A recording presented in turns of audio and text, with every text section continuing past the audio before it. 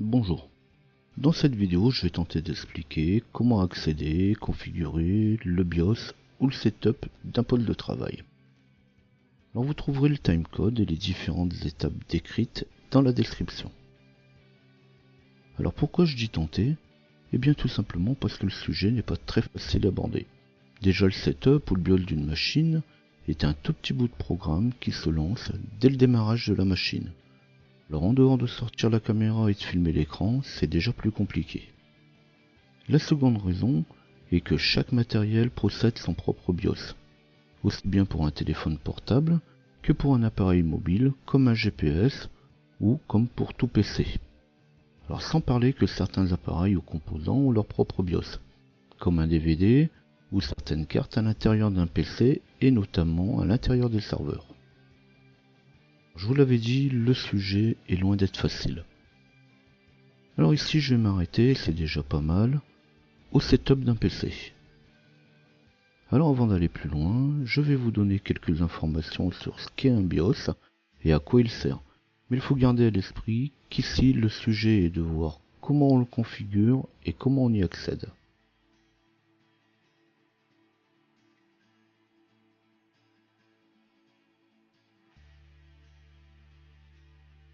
Le setup d'une machine est un petit bout de programme enregistré sur une puce directement placée sur la carte mère d'un PC.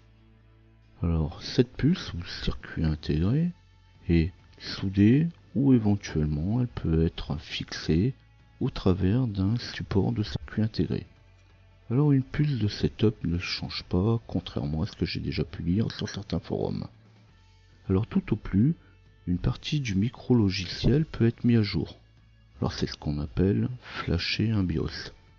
Alors je ne conseille même pas de s'aventurer là-dedans. En cas de crash pendant la mise à jour, vous pourrez bien jeter votre carte mère qui serait rendue inutilisable. Donc le setup est un petit bout de programme qui contient les instructions de base pour le système, car il faut bien communiquer avec. Les premiers programmes étaient appelés BIOS pour Basic Input Output System.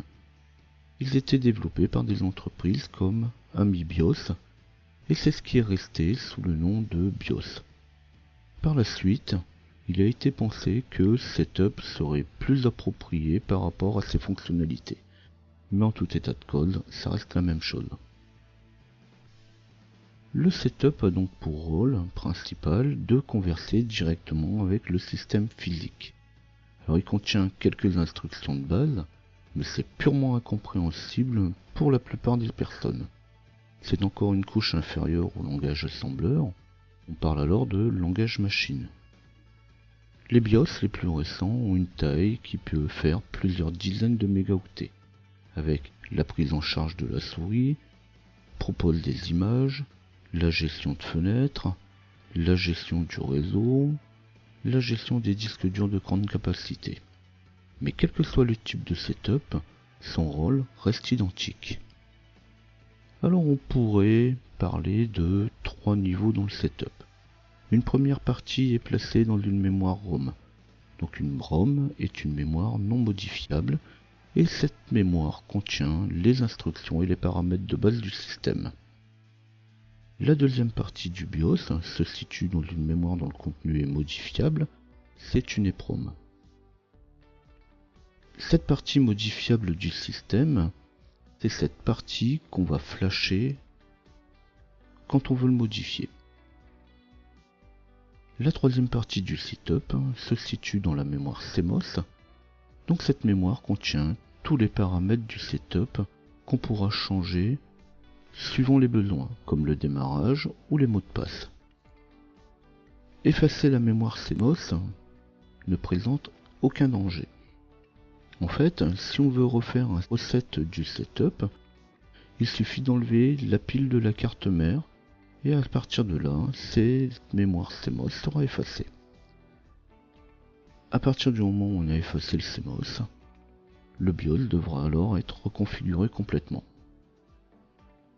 Donc le BIOS va charger tous les périphériques de base et effectuer un test du système. Cette phase de démarrage est appelée POST pour Power On Self Test. en fait, il effectue un autotest de tous les composants. Alors bien sûr, à une époque assez lointaine, je m'y suis intéressé un petit peu. Je pourrais en parler des heures. C'est technique, c'est intéressant. C'est aussi une très bonne source pour comprendre le fonctionnement des systèmes. Alors il est certain que connaître le setup en détail, et surtout son principe de fonctionnement, permet de répondre à bien des questions. Mais ça serait un petit peu s'écarter des raisons de cette vidéo.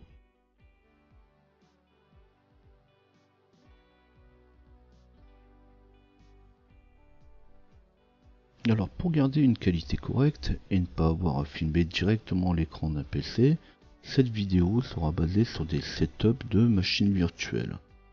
Alors ce qui ne change en rien d'un setup d'un poste réel. Mais pour y accéder, je le ferai depuis une autre machine.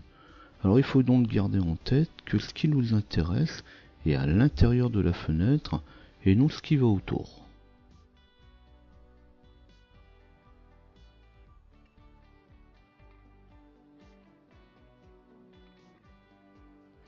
Avant de rentrer à proprement parler dans le setup, comme j'ai pu le dire en début de cette vidéo, chaque matériel propose et possède son propre setup. Alors le setup est souvent typique du matériel lui-même et surtout, dans le domaine, il n'y a pas de normes. Dès lors, il existe une multitude de setups. Il y a presque autant de setups qu'il y a une marque de PC et de PC dans une marque. Alors des setups se ressemblant, bien sûr il y en a, mais tout ce qu'on trouve entre les deux, ce n'est que de la ressemblance. Pour commencer, en vous rendant sur l'internet, dans les images, vous pourrez trouver tout un ensemble d'images de setup. Alors c'est ce que j'ai fait, j'ai cherché quelques photos de setup que je vais vous montrer. On va donc trouver tout un ensemble de setup comme celui que je présente ici, avec de belles images, avec des fonctionnalités comme la configuration du démarrage, car c'est aussi son rôle de fournir l'emplacement où le système ira chercher le démarrage de l'OS. Des fonctionnalités avancées, mais aussi des fonctionnalités toutes simples comme le réglage de l'or. Pour cette seconde photo, il y a une très grande ressemblance avec la première. En même temps, c'est le même constructeur. Mais pourtant, il y a bien des différences entre le premier et le second. Alors bien sûr, on va retrouver des parties communes puisque le rôle du setup ne change pas. Mais on trouvera aussi des fonctions sur les uns et d'autres sur d'autres setups. C'est ce qui fait toute la difficulté de cette partie d'un poste de travail. Alors comme pour les photos suivantes, on trouvera des setups dont la présentation sera mise en avant, avec beaucoup de couleurs, avec des belles images, quelque chose qui est très plaisant. Alors ces setups très colorés, avec des images, avec la prise en charge de la souris, sont ce qu'on appelle des setups UEFI. Ce sont les dernières versions du setup. Alors le setup UEFI permet de prendre en compte des disques de grande capacité, donc les disques qui font plus de 2 Teraoctets. Ils prennent en charge directement le réseau, la souris, mais aussi la sécurisation du système. Alors pour sécuriser le système, ils enregistrent une signature du système de démarrage et à partir de là, à chaque démarrage, ils vérifient si la signature n'a pas changé. On parle alors de Secure Boot. Alors le fait qu'un setup ne contienne pas d'image n'est pas pour autant un setup classique, c'est ce qu'on verra plus loin. Alors les images suivantes proposent des setups classiques. Alors on peut voir qu'ils sont un petit peu moins récents. On voit sur la première photo la date de 2009. Effectivement, le setup UEFI est un petit peu plus récent. Mais de l'un à l'autre, on retrouvera toujours les mêmes rubriques. Donc ici, je vous propose une dizaine de photos avec des setups tout aussi différents, de présentations différentes les uns des autres. Alors par la suite, je présenterai 3 setups supplémentaires encore différents de ceux qui sont ici. Alors encore plus ici, il est totalement impossible de tout montrer. Montrer tous les cas de figure, c'est impossible. Certains sont bleus, d'autres sont blancs, d'autres sont bleu ciel, d'autres sont marrons. On va en trouver de toutes les couleurs, on va en trouver avec des boutons, avec des menus, avec des liens. Donc il faut surtout retenir le principe de base et faire preuve d'adaptation face à ces différents setups. Alors la difficulté est d'autant plus grande qu'il est difficile d'avoir des informations sur ces setups. Alors tout simplement par le fait que il n'est pas possible de faire une capture d'écran. Alors cependant, il faut quand même savoir que historiquement, la touche imprime écran que l'on trouve sur les claviers permettait justement de faire une impression du texte affiché à l'écran. Alors je dis bien il permettait car les imprimantes aujourd'hui ne le permettent plus. Alors il faudra faire preuve d'adaptation face à ces différents setups, sinon vous risquez bien de rester sur le banc de touche.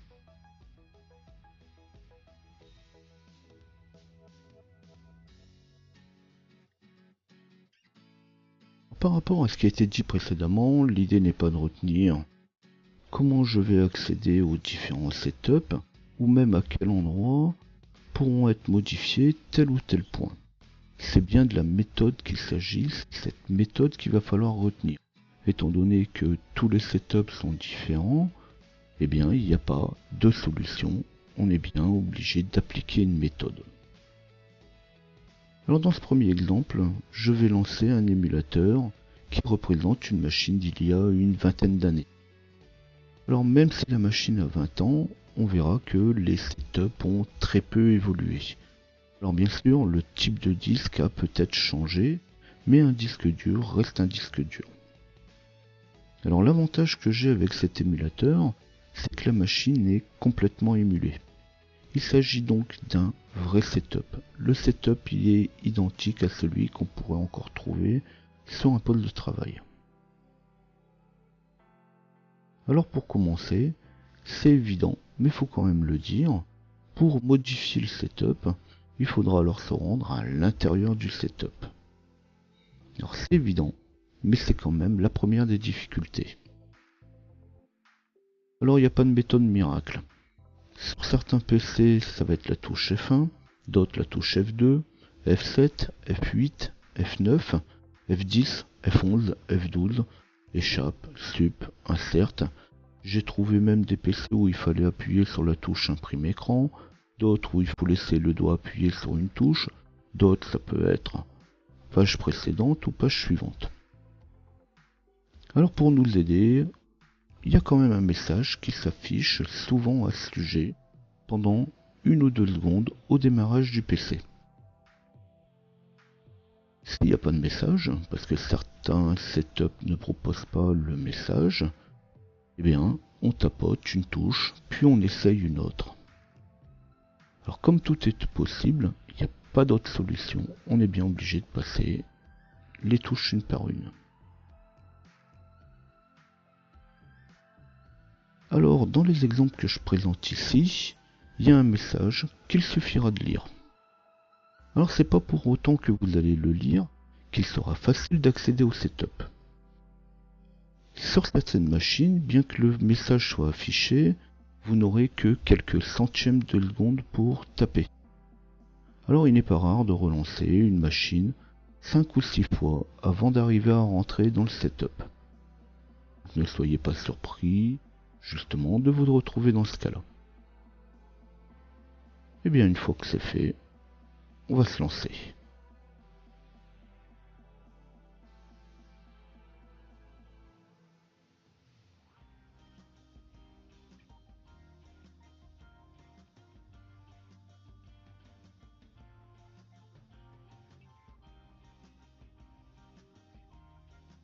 Alors bien sûr ici j'arrive du premier coup à rentrer dans le setup. Alors sur les machines anciennes, moins rapides, le setup mettait beaucoup plus de temps pour tester le matériel. Par exemple au test de la carte son, on entendait franchement le bip. Aujourd'hui il est si rapide qu'on ne l'entend plus. Alors c'est pas pour autant que la carte son n'est pas testée au démarrage. Alors une fois dans le setup, on retrouvera différentes rubriques. Alors encore une fois, chaque setup est différent, la présentation des rubriques sera tout aussi différente. Certains setups proposeront de choisir la langue, d'autres ne le proposeront pas. Alors comme si ça suffisait pas, toutes les rubriques ne porteront pas toujours le même nom. Alors on va prendre l'exemple de démarrage, puisque c'est souvent pour cette raison qu'on va dans le setup. Alors on pourra trouver séquence de démarrage ou séquence de boot, séquence d'amorçage, amorçage, boot. Des fois elle sera aussi cachée dans une autre rubrique, comme ici. Alors mais j'ai parlé juste avant de bien savoir s'adapter suivant les cas.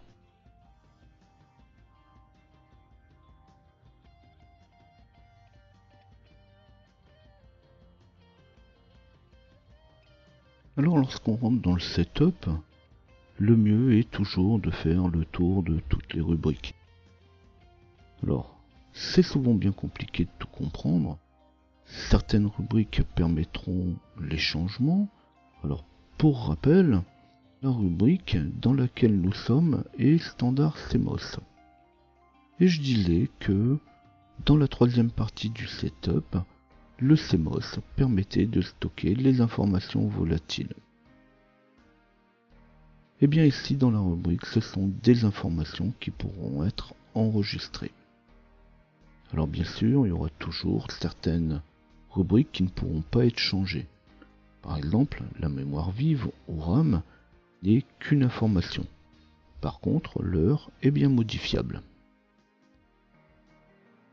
Alors même si ça peut paraître assez compliqué, bien souvent, la page en question contient toutes les informations.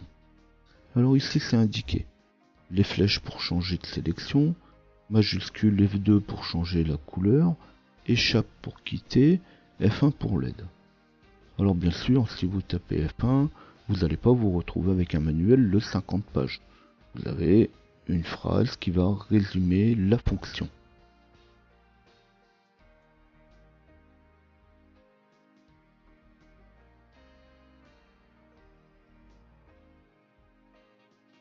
Puis on passe au second menu. Alors en français ça serait plus facile, mais virus warning, avertissement virus, c'est quand même facile à comprendre. Et dans ce deuxième menu, on retrouve aussi boot séquence. Alors souvent on se rend dans le setup pour cette raison. C'est déjà plus rare qu'on y aille pour autre chose. Mais il arrive que certains PC démarrent sans que la touche de verrouillage du pavé numérique soit activée. Et bien c'est dans ce menu qu'on pourra l'activer. D'autres PC, vous pourrez chercher comment activer au démarrage directement les touches de fonction.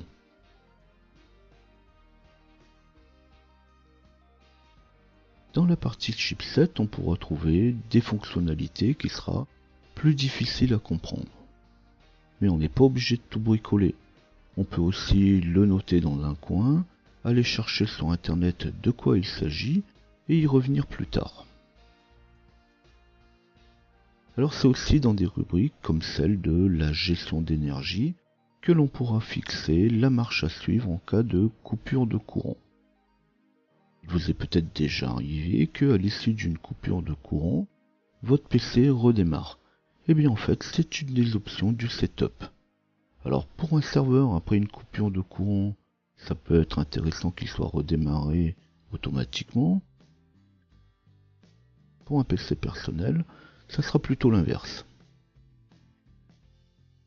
Alors comme on le voit dans les différentes pages suivantes, le setup permet de configurer beaucoup de paramètres, aussi bien les composants internes que les périphériques.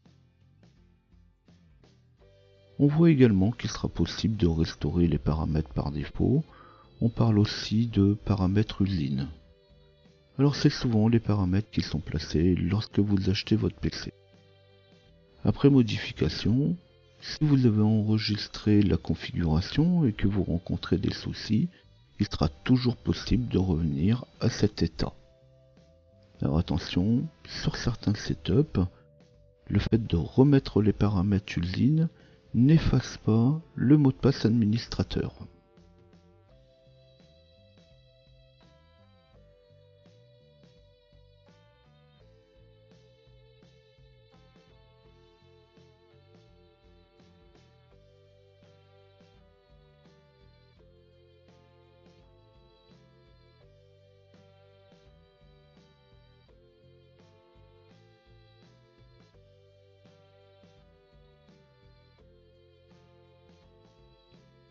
Cette fois, j'ai démarré une autre machine virtuelle. Là encore, il s'agit d'un setup standard, mais sur un système actuel. Alors on constate tout de suite que l'accès est nettement plus rapide. Parfois, il est si rapide qu'on n'a même pas le temps de le lire. Et il faudra s'y reprendre à plusieurs fois avant d'y arriver. Mais le principe reste le même. On appuie sur la touche F2 pour accéder au setup. Alors encore une fois, ça n'a rien de compliqué. On redémarre le poste de travail autant de fois qu'il faudra, mais c'est souvent juste une question de rapidité. Alors bien sûr, la représentation de ce second setup est différente du premier. Alors non pas parce qu'il y a 20 ans d'écart entre les deux, il y a 20 ans, certains setups se présentaient de cette manière. Ce n'est rien d'autre qu'une question de présentation. Alors on y retrouve toujours les mêmes rubriques. Cette fois, elle ne s'appelle pas Standard CMOS, mais Main, principal. Mais l'horloge, elle, reste identique, et on y retrouve la mémoire et le même choix pour les disques. Alors encore une fois, vous allez dire que je radote. La présentation est différente, mais l'objectif est inchangé. Un autre BIOS aura un autre affichage, mais en faisant le rapprochement, vous serez en mesure de configurer l'un comme l'autre. Alors bien sûr, on y retrouve une rubrique avancée. Ce n'est pas le même nom, ce n'est pas la même disposition. En sous-menu, on retrouve par contre la gestion de la mémoire. Dans le setup précédent, ça faisait l'objet d'un menu à part entière, mais qu'importe, on y met quand même la même chose. Après, qu'est-ce qu'on y met? Eh bien ça dépend de vos besoins. D'ailleurs, est-ce que vous avez besoin d'y toucher? Est-ce que personnellement, j'ai déjà changé ces paramètres? Oui. Ne me posez pas la question quand, j'ai aucune idée, et c'est pareil pour quoi y mettre. Mais c'était pour un besoin très particulier. Ici on va retrouver une rubrique sécurité. Alors, est-ce que vous avez besoin d'un mot de passe au démarrage du BIOS? Ou est-ce que vous avez besoin d'un mot de passe pour accéder au setup? Si oui, c'est le moment de le mettre. Mais en cas d'oubli du mot de passe, eh bien il suffira d'enlever la pile qui se trouve sur la carte mère. Donc forcément, quand on protège un setup, il est évident qu'il faut protéger également l'accès à la pile ou à un cavalier qui pourra être parfois noté Clear BIOS ou CL BIOS, CL Setup, qui permettra lui de supprimer le mot de passe. Donc comme quoi, toute sécurité est toujours relative.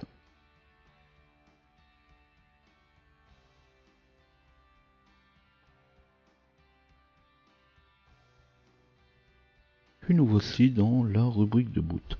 Alors je reviens pas là-dessus, comme j'ai déjà dit, la présentation pourra être différente. Parfois, elle sera imposée par une liste de possibilités. Parfois, le choix de disque sera encore découpé en sous-rubriques. Mais l'objectif reste en tout état de cause le même. Sur quel élément doit-on démarrer? Et surtout, dans quel ordre? Si le premier élément n'est pas disponible, ou n'est pas amorçable, on passe alors au second, et ainsi de suite.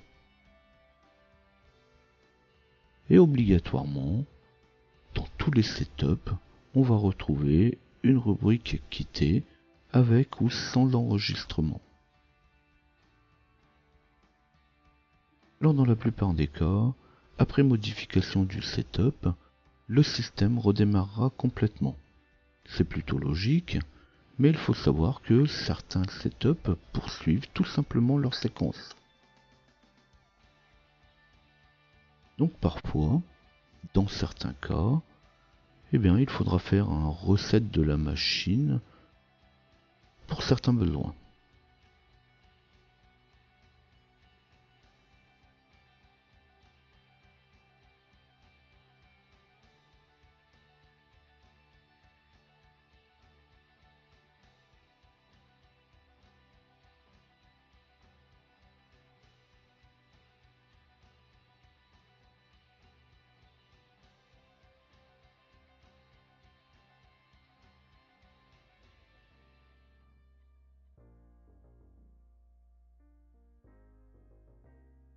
Le prochain setup que nous allons voir est un setup EFI. Alors justement, je disais que les setups EFI présentaient généralement un setup avec de belles images, de belles couleurs, la prise en charge de la souris et tout un tas d'autres fioritures qui n'avaient qu'un rapport très éloigné avec le EFI. Alors en voici la preuve. Voici un setup EFI en mode texte. Alors n'allez pas croire que c'est particulier aux machines virtuelles. On trouve tout autant de setup EFI avec une belle interface graphique que de setup EFI avec une interface texte. Alors bien sûr, que ce soit un setup standard ou un setup EFI, on y accédera de la même manière avec la touche échappe, Sup F1, F2, Page Up. En fait, toutes les touches habituelles. Alors on va remarquer aussi au passage que la résolution d'écran n'est pas la même. Les écrans aussi ont évolué. Le 640 par 480 ou le 800-600 sont dépassés. On a tous aujourd'hui des setups en 1024 par 768. C'est aussi pour cela que cette vidéo est en 1080p. J'avais pas le choix, l'évolution oblige.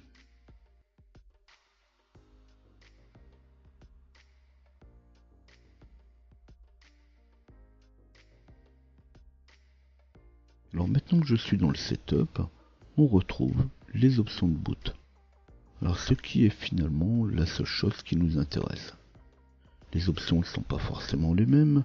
On peut booter sur un fichier, comme on peut insérer directement les drivers.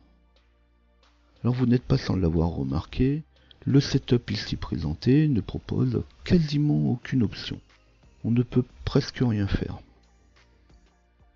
Avec l'apparition des setups UEFI, on a vu apparaître certains setups où il n'est quasiment possible de rien changer. Alors récemment, j'ai eu à réinstaller une tablette d'une grande marque. Alors l'idée n'est pas de donner la marque de cette firme de Redmond. Le setup ne proposait aucune option. Tout ce qu'on pouvait lui demander, c'était de démarrer sur le port USB à la place du disque dur. Alors ne soyez pas étonnés, j'ai commencé avec ça et je terminerai avec la même chose. Les setups sont très nombreux et proposent des options tout aussi différentes les uns des autres. J'ai vu des setups ne permettant pas d'activer la virtualisation matérielle sur des processeurs faits pour. Et dans un pareil cas, on ne peut strictement rien faire. Alors au travers de cette vidéo, je ne rentre pas dans les paramètres à mettre en place dans les différentes rubriques du setup. On vient de voir ici que le setup permet par exemple de placer des paramètres liés directement au matériel. Il permet sur certains PC de fixer la fréquence des bus, la vitesse de la RAM, la quantité de mémoire allouée à la carte vidéo. Quant à savoir quelle valeur vous devez mettre dedans, ça c'est une autre histoire. Tout dépend du type de carte mère, du processeur, de la marque, de la mémoire, de la carte vidéo, sans oublier, et c'est le principal, votre utilisation. Alors de même que j'ai parlé à plusieurs reprises de la séquence de démarrage. Alors il est possible de démarrer sur différents supports, comme l'USB ou depuis le CD-ROM. Mais il est également possible de démarrer depuis le réseau. On peut aussi démarrer un PC à distance en passant par le réseau. Alors tous ces paramètres peuvent être fixés dans le setup. Alors comment Utiliser la carte réseau dans ce type de cas, ce n'est pas une question de setup, c'est plutôt une question d'utilisation du réseau. C'est donc dans les rubriques réseau que vous trouverez comment démarrer un PC depuis le réseau ou comment faire pour faire une installation depuis le réseau.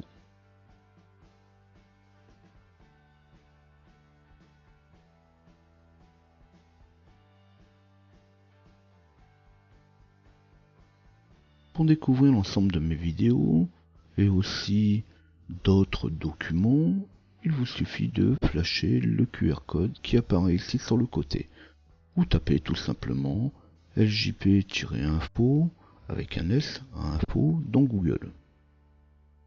Suivant que cette vidéo vous aura intéressé, pensez à liker et n'hésitez pas à vous abonner à la chaîne si vous désirez retrouver d'autres vidéos. N'hésitez pas non plus à laisser quelques commentaires. À bientôt.